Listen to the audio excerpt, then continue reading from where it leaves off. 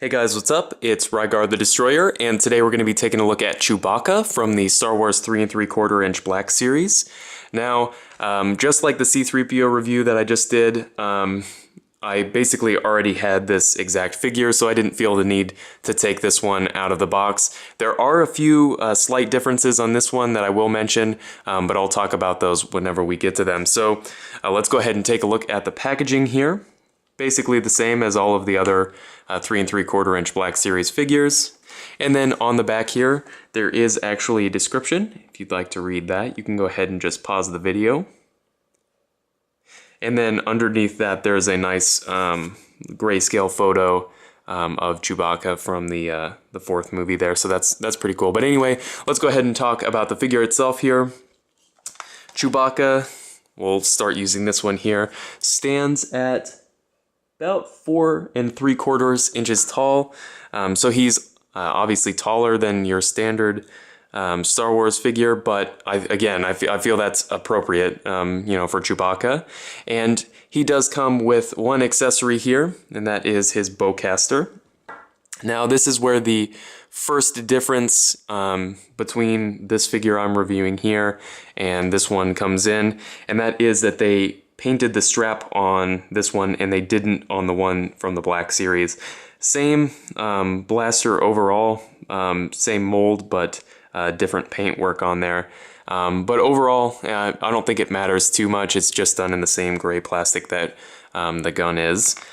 And then as far as differences on the figure go, this Chewbacca here has the, if it'll focus, there we go, closed mouth expression, and then this one is yelling.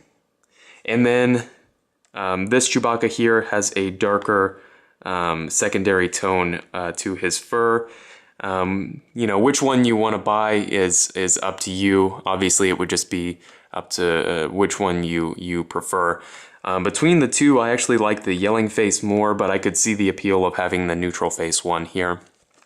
But aside from those small differences, everything else on these figures is basically the same. So let's go ahead and run over the articulation here. It's got a ball peg in the head, which lets his head come side to side just a little bit. There's not a ton you can do because he's got sculpted fur. He's got ball hinge shoulders with a nice range of motion. They do swivel 360. Hinged elbows with a swivel. Nice range of motion on those, about 90 degrees. He's got swivel wrists, and one problem with this is if you swivel the hand, the fur goes with it. Again, that's just the problem that is going to happen when you've got characters with sculpted fur. So there's not a ton Hasbro could have done to fix that problem. In the torso here, he's got what I'm assuming is a double ball peg with a really long bar in the middle. So he's got one end of the ball peg down here, one end up here, and then there's a bar in between, which gives him a really, really nice range of motion. And of course, he's got a floating piece here in the center, which can be rotated freely from the body, just to allow for all of that articulation. He has swivel hips with a nice range of motion there, forward and back, which is nice.